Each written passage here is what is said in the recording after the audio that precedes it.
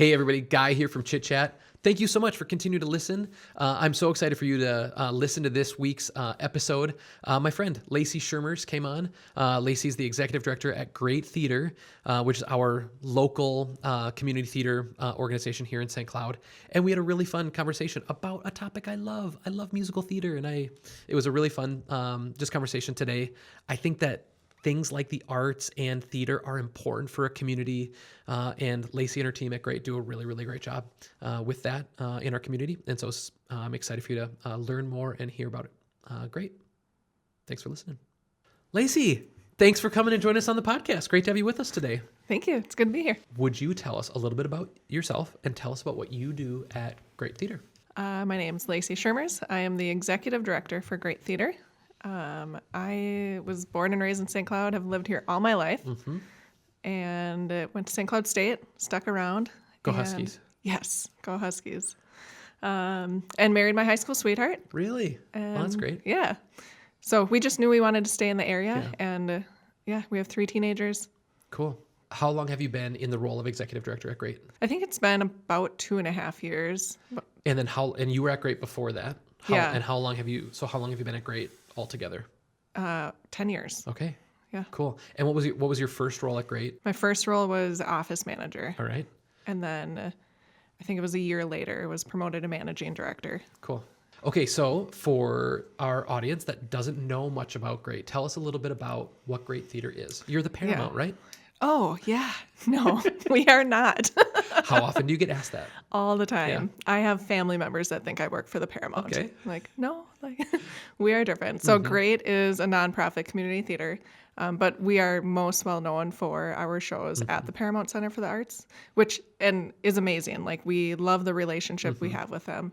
But we are a renter. Yeah. Like, we are 2 different organizations, 2 different nonprofits, and Great rents to be there. But it's fantastic, such a gem. Our audiences love seeing shows there. Yeah. Actors love to perform on the stage there.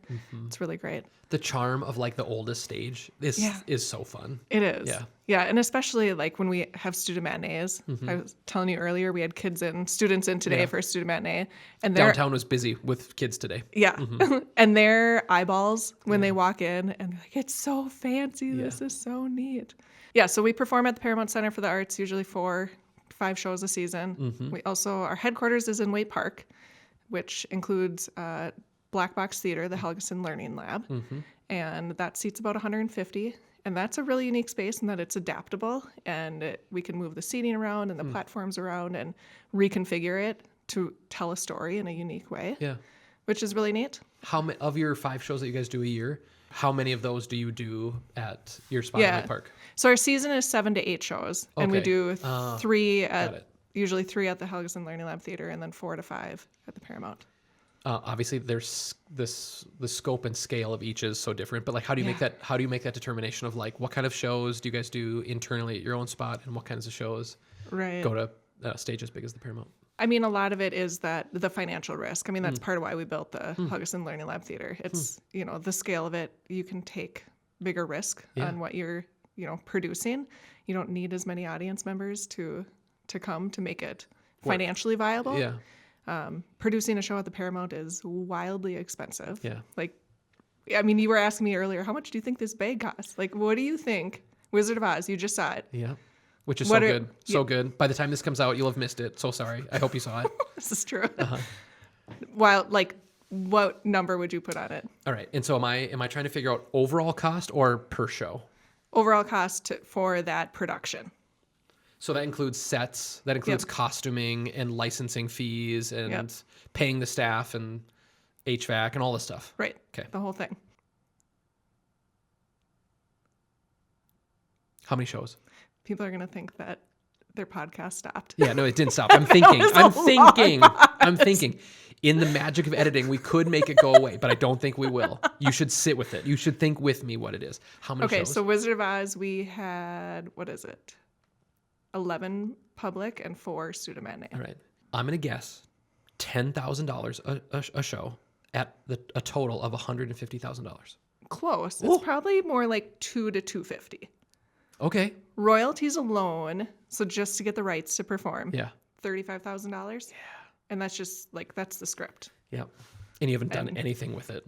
Right. Wow. No sets, no costumes. None of that. Yeah. So yeah, I don't know how I got there, but. Taking the risk. Taking the risk. Yeah. Yeah. So that's part of, what we program and what we put at the Paramount. We definitely have to have the audiences there to support it. So. And so big name shows and stuff like that, things that people know and can hum along to. And right. Yeah. Yep. All right. Cool. In the last handful of years, do you have a favorite show that you guys have put on? Oh gosh, that's hard. There's something I love about each one of them because they're all so unique, blah, right? blah, Right. We just closed Waitress earlier this fall, and that one really enjoyed a lot. It was super unique for us to be able to get the rights to perform it. But Sarah Bareilles is amazing, and the music is so good. Yeah. But the story also is just, there is laughter, there is tears, there is like, it made you think. Like it all had all the good emotions. Yes. Yeah. Yeah. Here's a hot take for everybody. I was a theater kid, did tons and tons of shows. I was a music major in college, so I really like it. I am not a fan of like a lot of like the big kind of like Americana ones. It's just not my deal. So I get that like Joseph, whenever, like big shows like that, that like it's an important thing, especially for like in the economy of community theater, it's good to do stuff like that. Those aren't usually the ones that kind of like scratch my itch. Yeah. I don't know what I like, but Like plays or musicals? I like both, but I was more of a music kid than Sure. And so more of my bent is I'd like to sing and I'd like to listen to songs. Yeah. But I like a really good play too. Yeah. Yeah.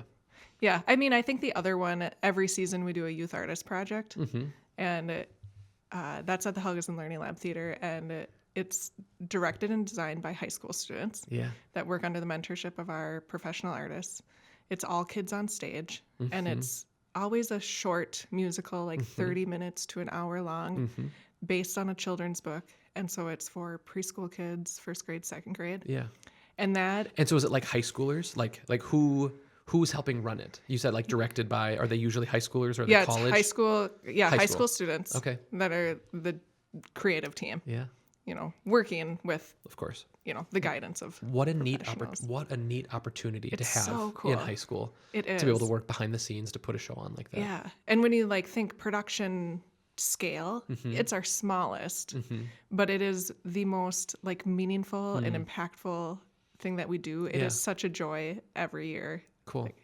That one is a lot of fun. Sweet.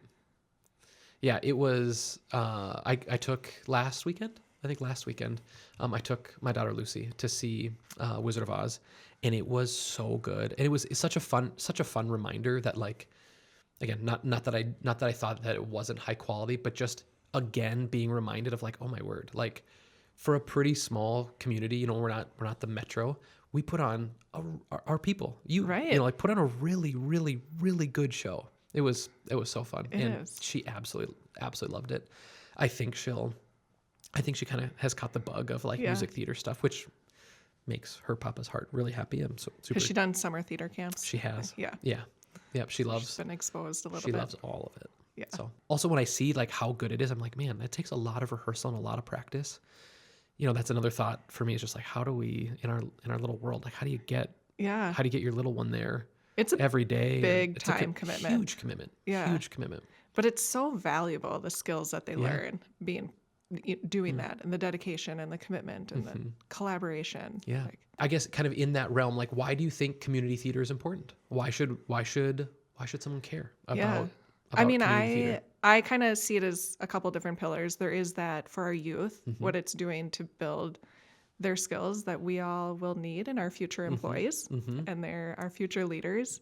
And I think it's just a really great way to develop those skills and confidence and creativity and all of that. From the perspective of what it does for our community, I mean, at any given night, 800 people from our community are coming together and watching a show. Even the economic impact that has. Right.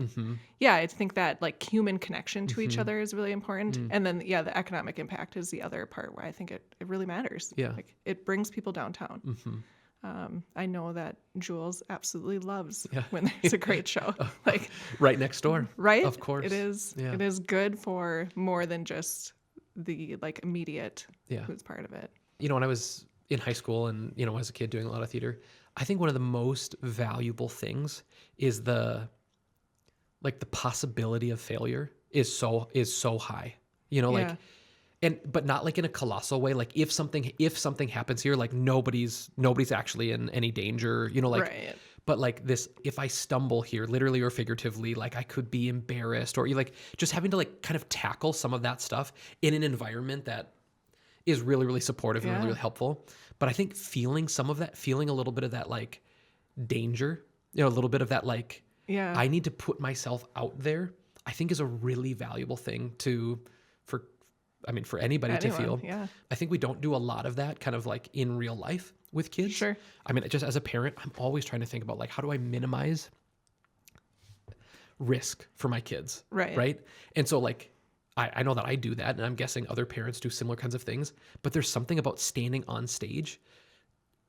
The curtain is going to open, and like, will it work? And will you do a good job? That I think just exposes you to some of that stuff in a kind of way that we try to bubble wrap our kids and stuff. And so absolutely. I'm a big fan of the risk of, I got to put myself out there. And inevitably, like something's not going to go quite right. And then how do you handle it? Right. You got to decide quick and, you know, Yeah, work together to make it happen. Are you familiar with a show called MAME? I'm not. So I was in MAME as a freshman in high school. I mean, I was 15, almost 16 years old, I think, when the show came out. And I played like an 11-year-old boy. So puberty came late, folks. All right. Still singing soprano in a boys' choir in 9th grade. Okay. All right. But this character, young Patrick, the first act is Patrick as a little boy, and then the second act is Patrick as a young adult or whatever. And so two different actors in both high schoolers, but one is playing an 11-year-old and one is playing a 20-year-old. Anyway, there's this important scene in MAME where young Patrick, Christmas comes early because they're sad and there's some issues, but Christmas comes early and he gets a pair of pants because little boys wear trousers, and he gets his first pair of long pants. And while this song is happening, We Need a Little Christmas. Yeah. And we need a little Christmas right this very minute. That's from that show, right? And I have to run off stage with this pair of pants that I just got. And in the middle of the song, there's no, like, the song is moving, and I have to get completely changed out of this pair of like knickers into a full pair of pants. And I could not get the button. I could not get this button done because I'm panicking, and there's this very nice person that's helping me. I'm trying to get these pants on, and my cue is coming, and it's coming, and it's coming, and just I don't know why the pants buttoned every other time. The shows after, the shows before, everything, but they just would not button, and I had to run out. I ran out on stage with my pants completely open to the crowd, and it's not even like a thing where like, oh, maybe you can hide it, because it's the big reveal. He gets these pair of pants, and I have to run out on stage like, ta-da! I've got these pants with the, just like this thing just like hanging open as a 9th grader, and just like the mortification of that thing, and just like. And the audience definitely noticed? Yeah, absolutely knew. And, everyone laughed. It was it ended up okay. It was a really funny piece of the show that day.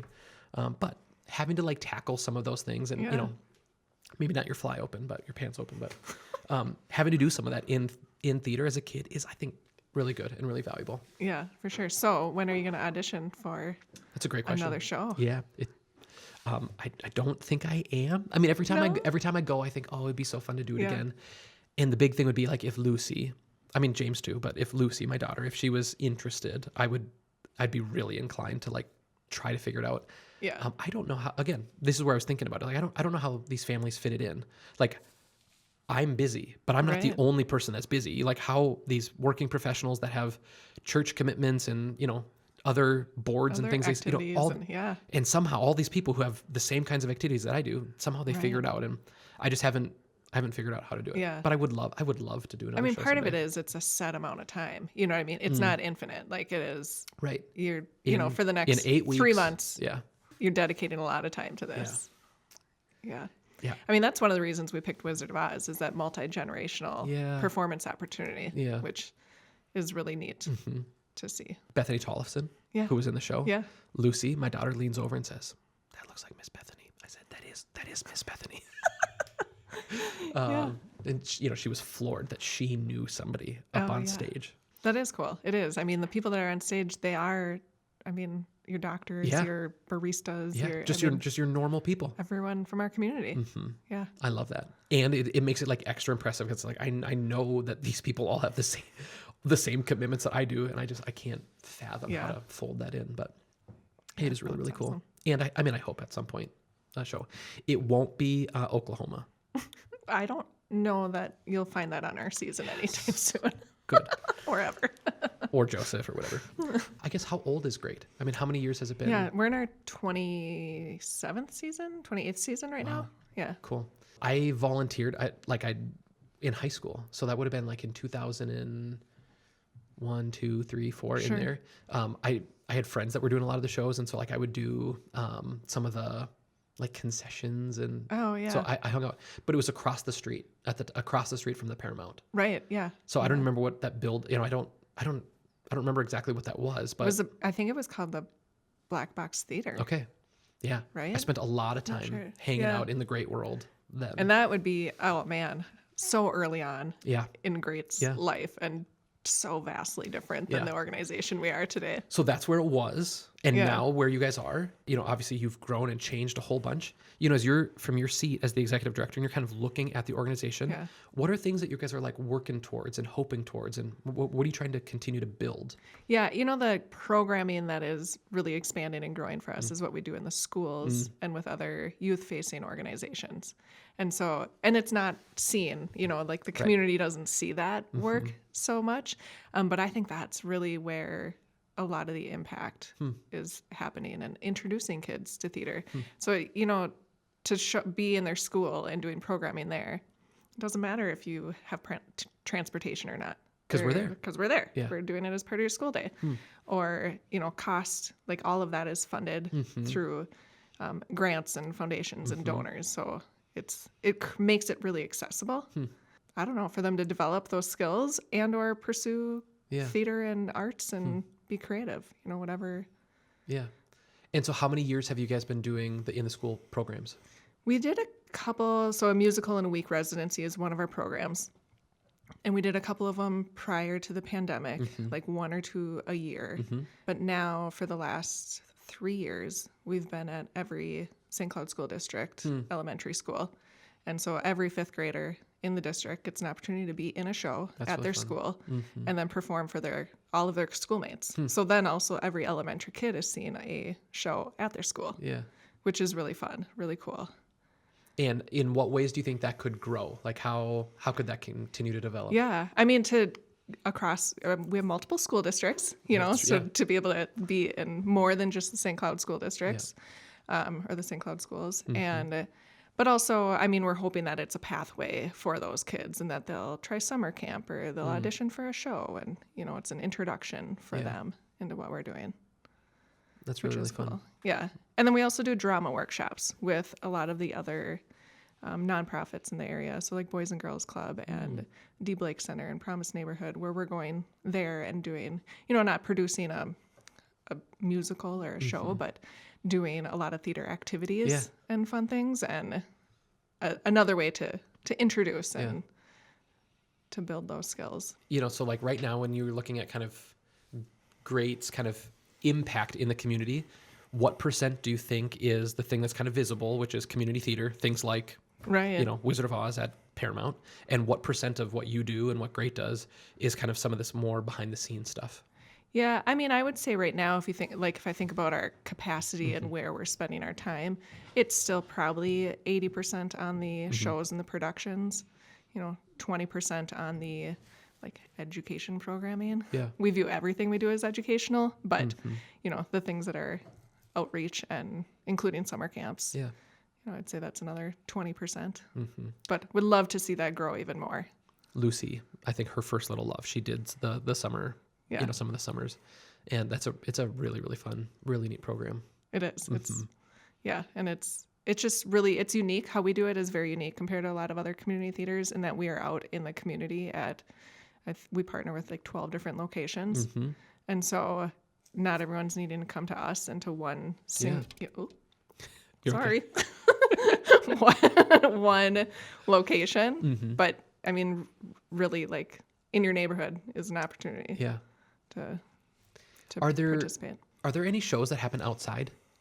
Do we have any spots in central Minnesota? I'm trying to think of like outdoor summer theater. Yeah. So we were at the Ledge Amphitheater for 3 years. Yeah, right. Yeah. Which was awesome and really challenging Because at the of same weather. time. And it's huge. Yeah. Like it is just massive. It is, I mean, the size of the stage is triple that of the Paramount. Mm-hmm. And so everything just needs to scale up that much bigger. Which means the costs go up too. Yeah. Yeah. And it's an empty shell when you get there, where like the Paramount has lighting and sound and all of those things. At the Ledge, like it's built for concerts, Big where rock they bring concerts. in all of their gear.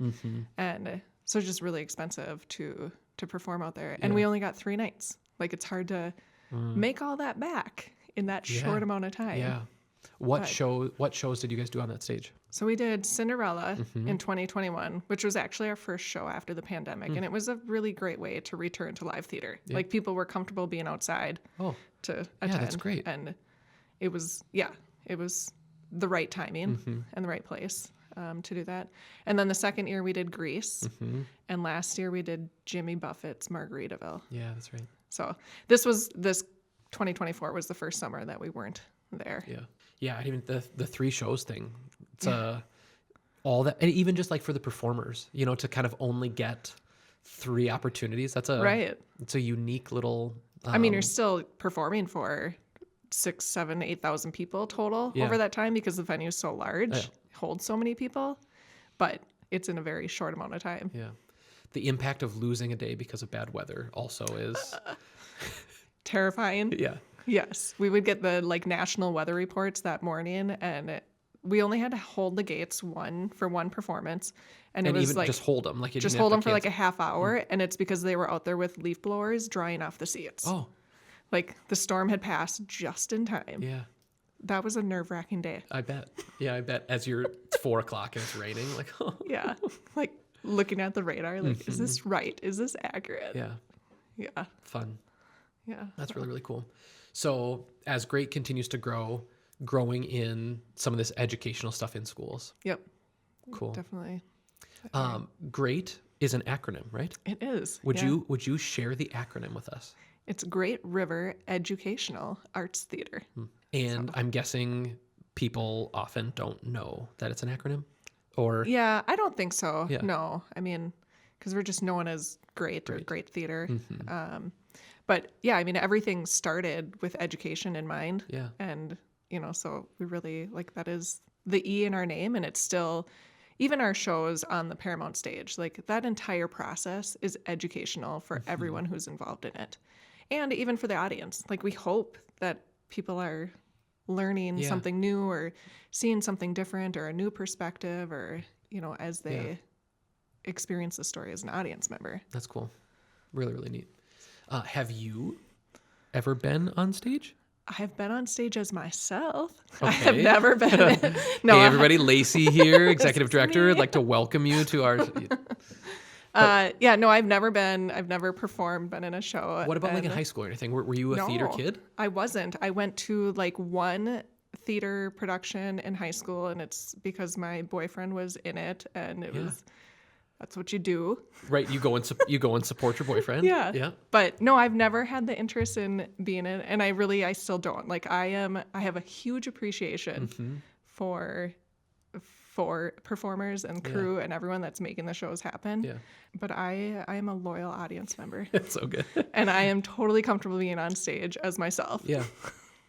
Thankfully, it's a different skill set needed. Right? Like being able to hold a tune and act and dance is a completely different skill. Or maybe Monday through Friday when you're at work, maybe you guys are doing some of that internally, like staff meetings and stuff, little tap dances and stuff like that. I mean, certainly some people are. It is not my strongest skill set. And it's very well known. I can sing and dance, but nobody really enjoys it. And what about your kids? Did your kids ever do any? Addie will say that I forced her. Okay.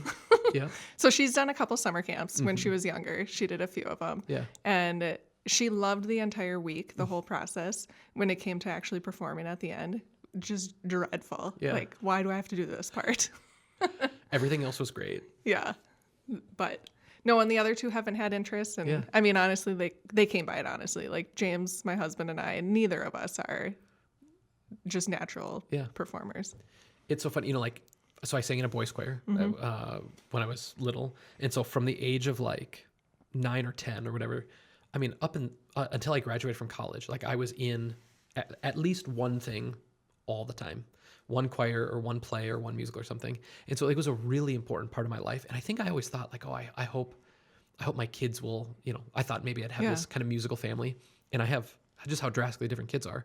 I have a boy who he could not possibly be interested. I'm not even one. Not only is he like uninterested, he is actively uninterested. Like he has no interest whatsoever in singing or anything like that. He has a lovely little voice. He just has no interest in doing anything like that. But I do have a daughter who is very, loves all of that stuff. Yeah. And anything music or dance or anything, she just loves. But how different, kids are. And, even if you have high hopes or expectations like, oh, maybe a choir or something, you just never know. Never. Right. He would much rather, play basketball or run or something. Yeah. I mean, all of our kids they've obviously have gone to a lot of shows. Yep. I was just thinking about it the other day. I'm like, okay, 10 years, we do 7 or 8 shows a season. Like that's 80 some shows. Yeah. And many of them our kids have come to now. And it's fun now that they're at an age and a little more independent that, I mean, they don't have to go to them. Like I let them choose, do you want to or not? And Addie will often go and bring friends with her and she'll go to other ones. So it's cool to see that develop and that, that they have an appreciation for the art. Yeah. As an audience member. Yeah. Which is great. Just like mom. Right? Following in mom's footsteps. And actually, if you think about it, you need a lot more audience members than you do performers. So many more. Yeah. So many more to make it work. I'm guessing there's like, not co-op is the wrong word, but executive directors of other, community theaters. Are there groups and stuff like that for you to bounce ideas off of and to, as you're thinking about how do you make great better, are you looking at other communities and trying to figure out what's working and not working in other communities? Yeah, there is. It's called the American Association of Community Theaters that we are members of. Yeah. And they do this really awesome conference every other year that brings together executive and artistic directors from community theaters across the nation. And we all submit questions and answers and topics that we want to discuss. And they have a facilitator for this 3-day conference, and it's basically an open forum where people are sharing, this is what's worked well for us, or, we're on this topic and we're really struggling. What are some things that others have done? And those relationships have continued outside of that. Yeah. I think that's the best part of some of that stuff. It is. Yeah. We've gotten really close with the executive and artistic director at Theater Cedar Rapids. Oh. And that's actually where we bought the set for Waitress from. Really? So we went down there and visited them. Kendra, our artistic and education director, myself and our tech director, Mark, went and saw their show and, connected with them, talked, all the things. Yeah. What are you guys working on? What are the struggles, and so it is cool. It's great. There are definitely those connections and relationships that are really valuable resources. How often does that happen where you're able to buy a big chunk of your set and stuff, or are you guys making most of it? Most of them we make. Okay. Yeah. Most of them are, custom designed for our space, our concept of the show. And we build them all in our shop, in Wade Park. Yep. And then you take it all apart, put it onto a semi, bring it across town, and rebuild it on the stage. Wow. That's cool. And what about costuming and stuff? How does that work? I mean, even just in Alice in Wonderland, or not Alice in Wonderland, Wizard of Oz. Yeah. There were so many. There's hundreds of costumes. Yeah. And are those all made in-house? Are you guys renting? Are there theater houses and shops that you can rent from? How does all the costuming stuff work? Yeah, it varies show to show. Wizard of Oz, designed by one of our costume designers in-house. and most of it is built or pulled. We have a huge stock of costumes. Sure. Or purchased. You know, it's a little bit of everything for most of them. Some shows we rent. So like when we did Beauty and the Beast last year, we rented. Big ball gowns and stuff, Yeah. probably. Actually, we purchased it from another theater. Yeah, and all the all the objects and, the candlestick and the wardrobe and all of that. Very complex costumes. So we purchased those and then built the rest around it to fit with it. Interesting. Yeah. So it really varies. It's no two shows are the same and what that looks like. I think one thing that was interesting about Wizard of Oz was the way that the projector was used. Yeah. I don't know if I had seen a show, at least not in a little while, that used projection like that in that kind of way. And I think it was a really nice.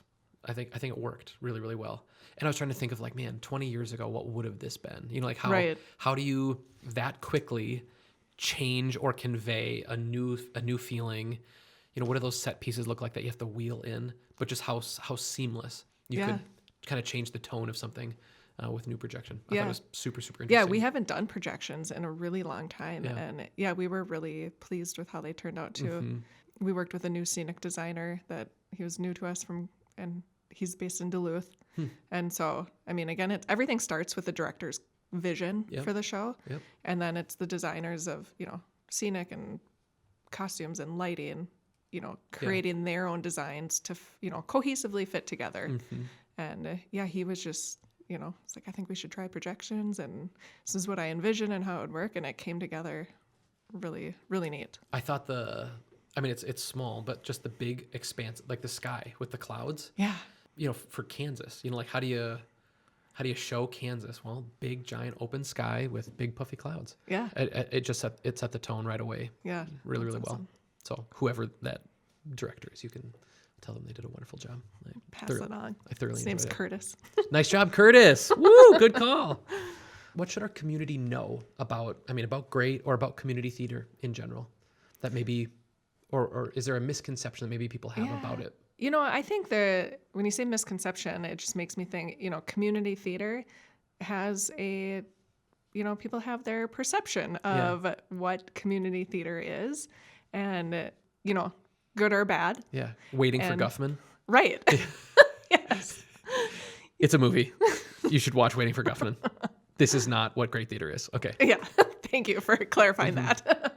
So I think it is, yes, we are a community theater. We're all very volunteer supported, nonprofit, but what you see and the production quality doesn't necessarily say community theater. Which I think is one of our hardest, from a branding standpoint and a marketing standpoint, telling that story, both sides of that story is challenging. This show, I've already said it, but the show was really, really, really well done. Really, really well done. You guys put on a really incredible show. I hope you keep doing really, really great work. And it's even fun to hear a little bit more about what's happening in the education thing. Yeah. The education side of the organization.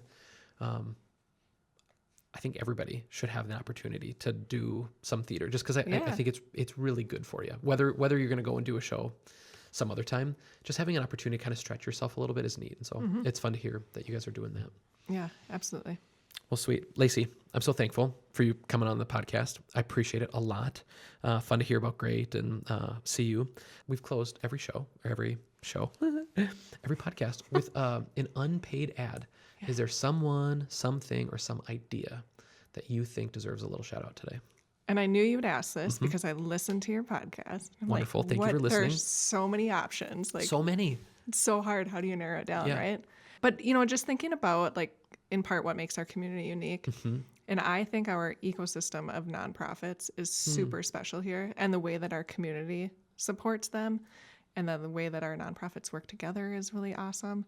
And so one nonprofit that I'm involved in, aside from Great, that I really love is the Tri-County Humane Society. Yeah. And my daughter Genevieve and I volunteer there. It was her birthday wish when she turned 10. So you have to be 10 years old. What a soft little soul. That's so sweet. Right? It's so cute. You have to be 10 years old to volunteer with parent or guardian. And that's all she wanted for her birthday. So we signed up. And then you came home with 4 cats. We have come home with 0 cats, actually. All right. It is I mean, some days it's really hard. It's like, I really would like to bring this one home. No, but we committed to, when you first sign up, you commit to a 2-hour shift every week for a minimum of 40 hours. So like, So however long it takes, or you're once a week. Once a week for 2 hours. Wow. So, I mean, for 20 20 weeks. weeks. Like that's like this was a really, when you talk about value of time, like this was a really big gift to give. And she thought we'd be done after 40 hours. Like that time came and she thought for sure, like, okay, we'll be done. But here we are 3.5 years later, still going, not every week, you know, because life gets busy, but at least a couple times a month. Yeah. And it is just, I don't know, I love the time with her. It's been awesome to see her grow and develop and learning that initiative and seeing things that need to be taken care of. And so, yeah, it's just been really fulfilling. You know, it's hard for me sometimes to end my workday early to go do that. Like, but I think setting that boundary and setting that priority has been really good for me. It's very therapeutic to go pet cats. Yeah. Right. Like, after a busy, stressful day, you're like, this is exactly what I needed. So yeah, so the shout out, you know, it's as much for Tri-County Humane Society as it is for volunteering and volunteering with your kid. Cool. Oh, I love that. That's good. My unpaid ad for the day in honor of great theater is just one of my favorite shows. It's a show called The Boys Next Door. And I don't think it's a super famous show, but it's a really, really, really special show. You should go look it up or go read about it. But it's just it's a really, really neat show. And I remember the first time that I saw that show and just like, I just thought about theater in a different kind of way. Sure. They just handled a unique topic in a way that was so honoring and so cool. And it's reasons like that I love. Yeah. You know, I love theater. So Awesome. The Boys Next Door, you should go check it out. Cool. All right, Lacey, thanks again for coming. Really appreciate it. Thank you.